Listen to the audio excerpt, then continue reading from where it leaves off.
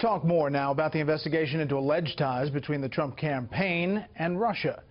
Congressman Devin Nunes of California is chairman of the House Intelligence Committee. Mr. Chairman, thanks for being here. I heard you talk about this and what you've said. I kind of want to just button it up. Where are you right now? What do you know? What do you not know? Well, we just signed a scoping document with the Democrats as to what we're going to look at involving the Russian investigation.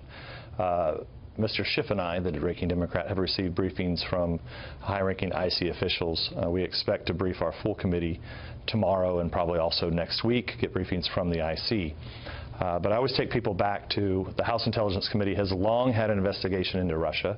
And in fact, a year ago, I went out and called the failure to understand Putin's plans and intentions the largest failure since 9/11, the largest intelligence failure since 9/11, and the last administration didn't do anything about it. Speaker Ryan pointed to the report done by former DNI Clapper and former CIA Director Brennan that was handed over and briefed about this very topic, and that there was not an indication of collusion, collaboration, or communication beyond Michael Flynn.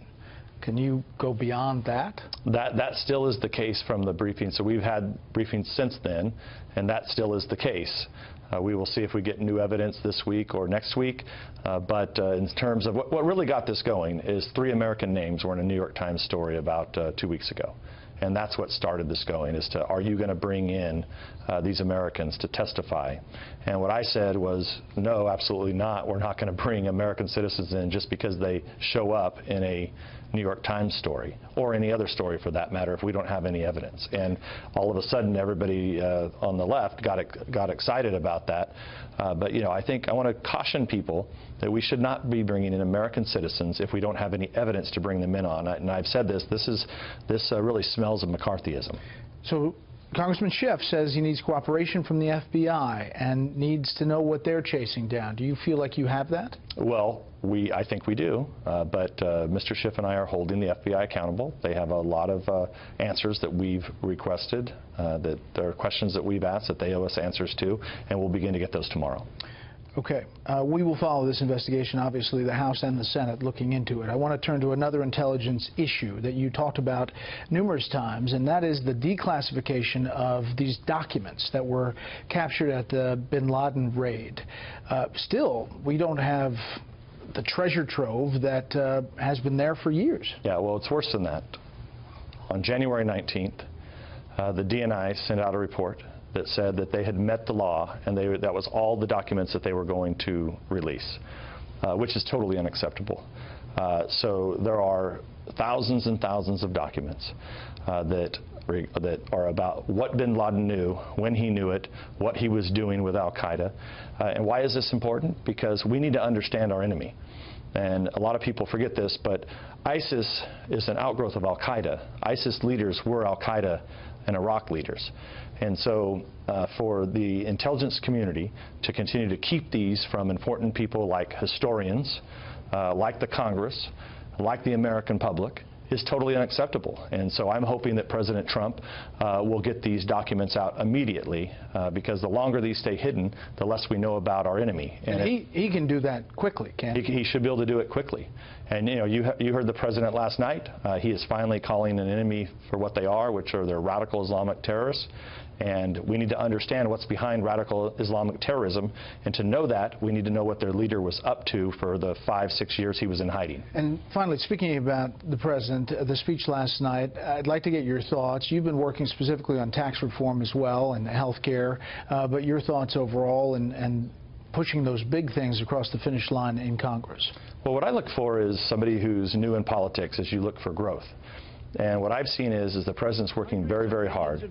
Every day he gets more and more up to speed on the important policy issues. So if you go back to right after the election, he had a lot of things that he wanted to do.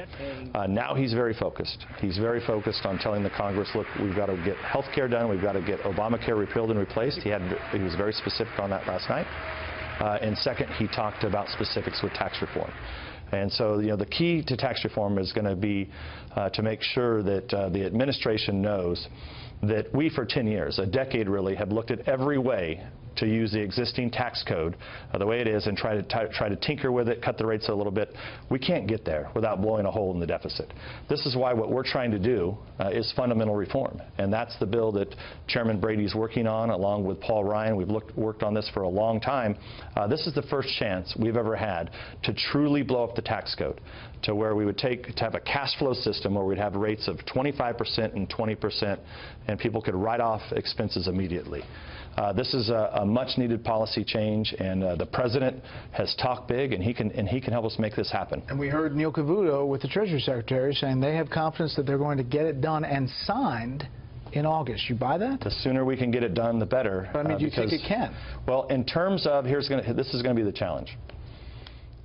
We've been working on this for a long time at the Ways and Means Committee, so we have an understanding of tax policy, and we know kind of what the different plans are and why the other plans don't work.